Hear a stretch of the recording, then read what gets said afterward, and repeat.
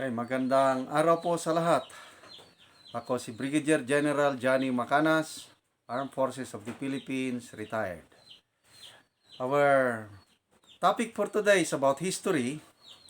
So this video is to honor the memories of the heroes of the Battle of Besang Pass, which include my late father.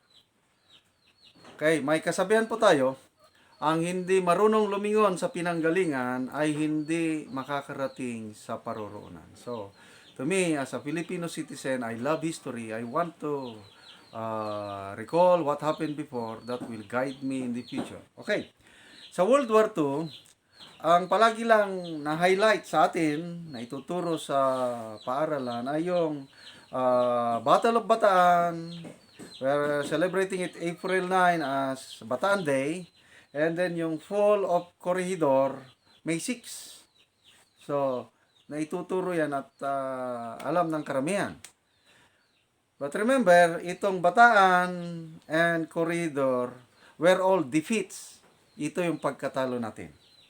Okay, so, we have a presidential proclamation signed in 1954. I think the president is President Garcia, declaring June 14 as Besang Pass Memorial Day.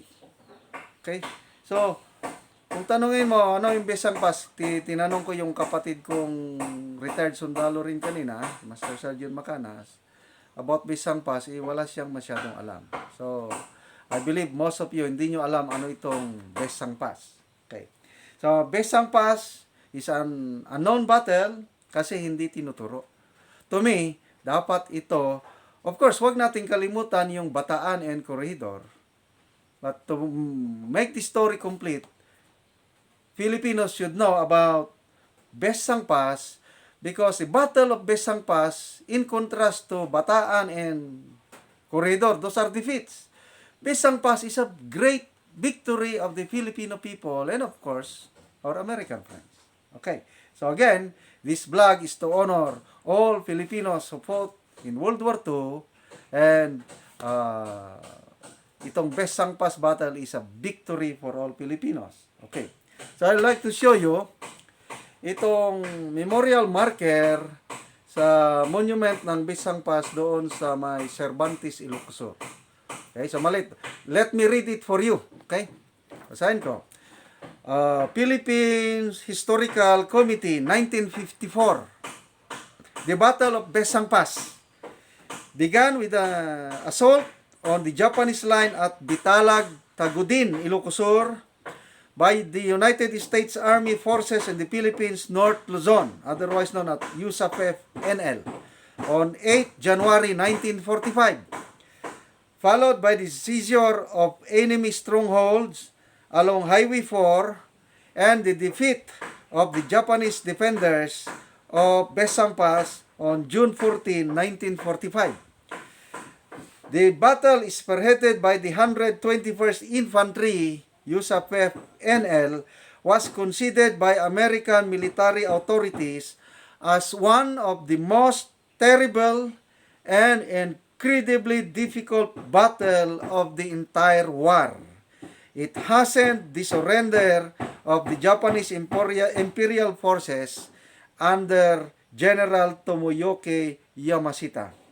This monument is erected in honor of the 3,400 men killed and wounded who fought gallantly for the freedom and peace. Again, my late father, Private Emilio Macanas, was part of this battle, and I'm so proud of it. Okay, so let's talk about these three great battles. Bataan, Corregidor, and Besang Pass. Okay. Yung Battle of Bataan, okay, started January 1941, ended in April 9, 1941. It took 4 months for the Japanese to defeat our Filipino defenders in Bataan. 4 months. It ended in defeat. After the defeat of Bataan, the Japanese attack Corregidor is from April 9 to May 6, less than 1 month, then nahulog sa kamay ng Japanese ang Corregidor. So, in total, the defeat of Bataan in Corregidor is around 6 months. Okay, in contrast, nung tayo naman ang nag-atake, we are now on the offensive. Battle of Besang Pass started on January 8 and natapos January 14, 1945. So, it took us, the Filipinos, through the help of our American friends, 6 months before we have decimated the forces of the Japanese in northern Luzon. And from this defeat sa Besang Pass, madali na lang na na-capture si General Yamashita. So, that's the background. After the defeat of Bataan, General Wainwright, yung highest military officer na naiwan sa Pilipinas pag-alis ni General MacArthur, he signed the surrender papers, surrendering all forces in the Philippines to the Japanese. But marami ang hindi nag-surrender. Ayaw nila at tumakas, kanya-kanyang tumakas, yung mga officers and men, at yung karamihan nagpunta sa northern Luzon. One officer named Colonel Bolkman. This picture. He is a graduate of the West Point Academy in the US. So, nandito siya sa Pilipinas at the outbreak of the war. Hindi siya nag-surrender. Together with other officers of the US Army, Major Barnett, sa Filipino officers naman, Major Rigor, Lieutenant Narcisse. So marami, they formed independent guerrilla unit in the Philippines. Yun na tinawag na United States Army Forces in the Philippines, Northern Luzon. Isang division ito, composed of many regiments. Ang officers niya led by Americans, but ang mga tao mostly volunteers. So, ang motto ng USAPF Northern Luzon, we remained. Why we remained?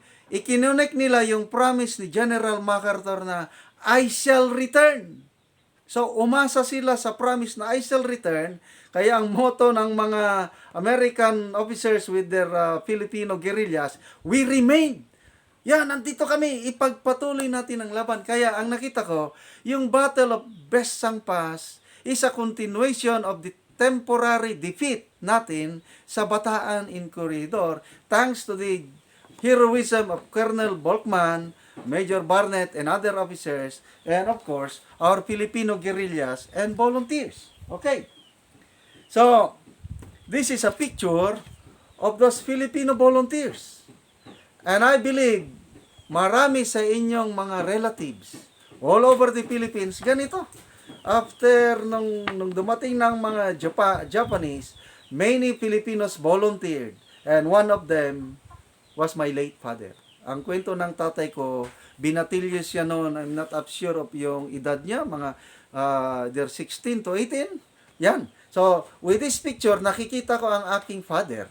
And kayo naman, imagine niyo yung mga uncle niyo, tatay niyo, relatives niyo, ganito, nag-volunteer to join the resistance movement after the fall of Bataan and Corregidor. Okay?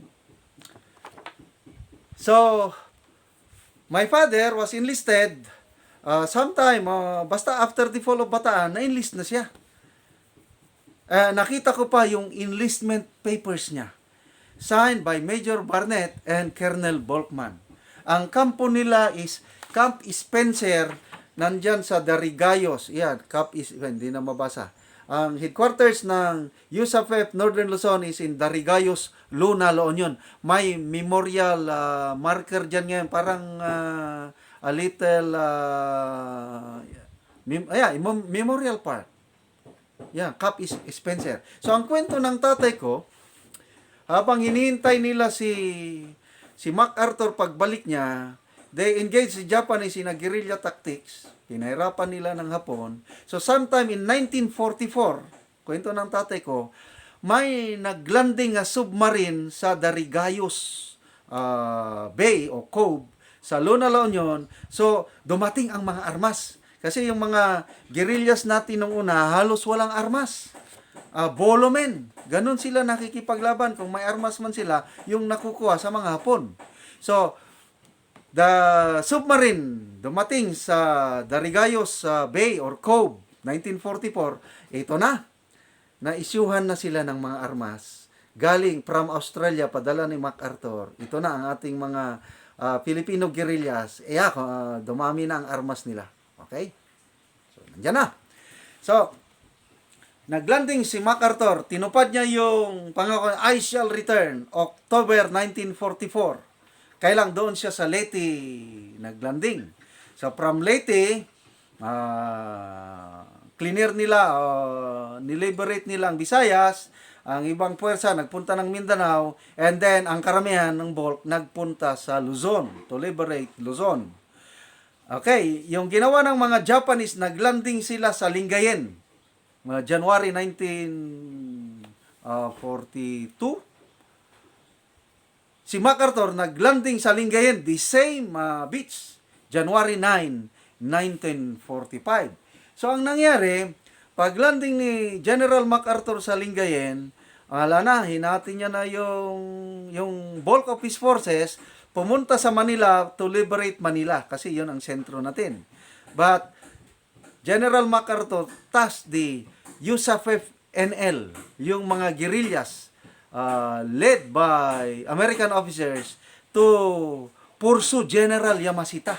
Kasi si General Yamashita, hindi pa naglanding si MacArthur, si Yamashita, winidraw niya na ang karamihang forces niya, nagpunta na sa mountainous area sa Luzon, sa Mountain Province, sa Kalinga, Ifugao. Nag-ano na siya ng defensive position niya doon. And he will fight to his death. Ganyan po ang mga Hapon. So, pagdating ni General MacArthur, January 9, 1945 sa Lingayen, he pushed toward Manila to liberate Manila, and he tasked the guerrillas under Colonel Volkmann to fight the Japanese forces na kasama ni MacArthur. Kaya, ang Battle of Besang Pass nagsimula January 9. Okay. So, the ultimate objective of capturing General Yamashita ay 3 fronts. Okay? So, nandyan siya sa bulubundukin ng Mountain Province, Kalinga, and Apayao. So, ito na, bundok. So, 3 fronts. Ang isa dito sa Baguio. Kasi, na-liberate ng mga Amerikano ang Baguio, April. So, yan na. Another front dito sa Cagayan. Okay, Cagayan. Another front dito sa Ilocos, backdoor. So, yung Ilocos front, yun na yung Besang Pass. Okay. So, ganun po ang nangyari. So, 3 fronts from Baguio, from Cagayan Valley, and from Ilocos yung Besang Pass. Ito na po ang itsura ng Besang Pass. Okay? Ang height nito, kung sa meters, is mga 1,500 meters. Napakataas na lugar na ito. Feet niya is mga 4,000 to 500 feet. Okay? So, it's an uphill battle, labanan ng mga bundok-bundok. So, ganyan po ang labanan ng... So, napakahirap. Makita nyo, matataas na bundok left and right, at diyan sa sentro, makita nyo, may kunting lagusan. Yan na yung Besang Pass. That's the only way para makapasok ang mga puwersa natin para makapture nila si General Yamashita. Mula ng Besang Pass na ito, malapit na rin yung Tirad Pass. Ano naman yung Tirad Pass? Panahon ng mga Amerikano, yan na po ang last stand ni General Del Pilar. So magkalapit po ang Tirad Pass, Samtuerir, sa may Candon, and ito na sa may Cervantes, Ilocos. Okay? So, ganyan po ang itsura ng Tirad Pass. Na galing ka sa baba, pataas ka yan. Napakahirap ng labanan. Okay, ito naman, mapa, military map. Ang Besang Pass, nandito po yan, oh. So, ang mga Hapon, ito, nandito rin siya, matataas mga Hapon yan. itong mga diagram na yan, mga Filipino forces, at kina-counter-attack sila ng mga Japanese. So yan, Filipino position, yung arrow, counter-attack ng Japanese forces. It's a military map sa Besang Pass. Somewhere mga March to May, itong mga labanan ito, hindi pa nakuha ang pass. Okay? So, what else? Ito na yung actual picture ng mga Filipino guerrillas. Makita nyo, bundok yan. Gapang sila, kaunti-kaunti, paakyat doon sa pass. Ulitin ko. Ito yung ultimate objective. Whoever occupies this commanding ground, strategic ground, yan na, mas advantage na sa gera. Kaya, nauna ang mga Hapon dito, they are defending General Yamashita, so they will fight to the end. So, ang objective ng mga Filipino guerrillas, gumagapang sila paakyat at kukunin nila yung pass. Okay.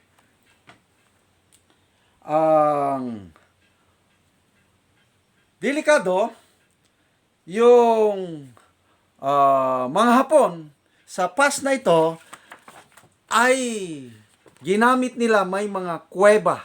Okay? May mga kuweba at ano na sila yan, nakapaksol na tunnels, very strong defensive position.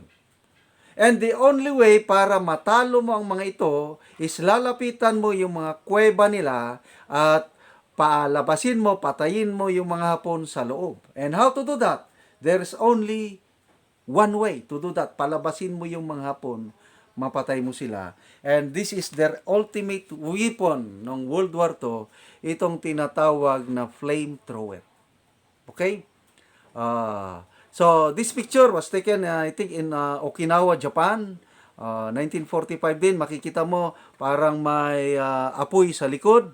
Yan, mga flamethrowers, ongoing ang labanan. So, itong sundalong ito, parang nagpahinga lang siya, naglight ng kanyang sigarilyo para break siya ng kaunti. Okay? So, that's the flamethrower. Again, my late father, Private First Class Emilio Macanas, ikininto niya sa akin isang gabi. Anak, ang trabaho ko sa Besang Pass, flamethrower ako. And napakahirap daw na trabaho ang hahawak ng flamethrower. Okay. So ano yung risk ng isang flamethrower man? Okay.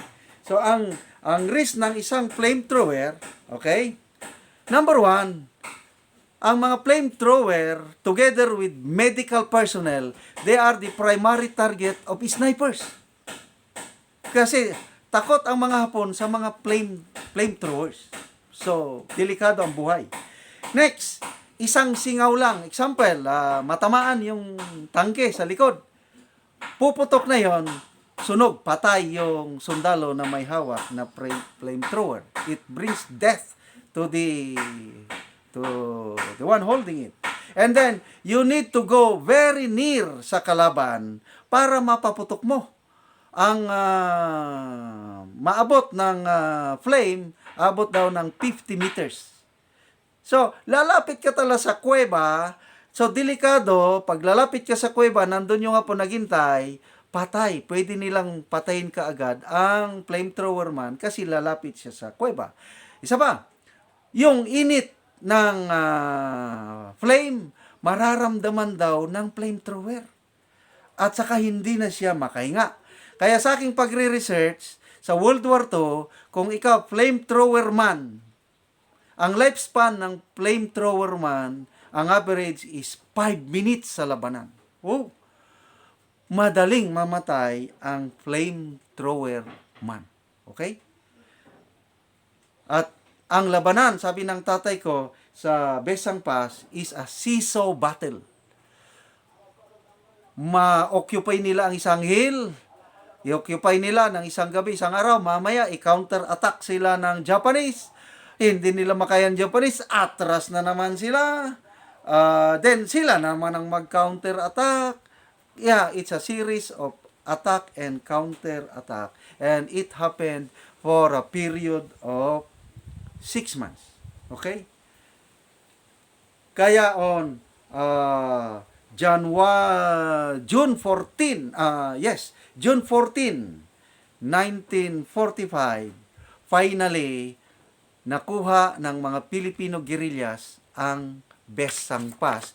Iwinagayway nila ang actually hindi Philippine flag ang iwinagayway ng company commander Lieutenant Narcisi, kundi tuwalya lang daw.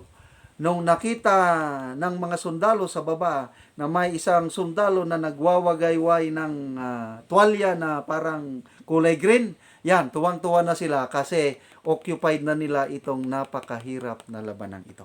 Okay? So, yun po. And then, June 14, nakuha nila ang pass. Napakadali na nilang nakapture si General Yamashita sometime September.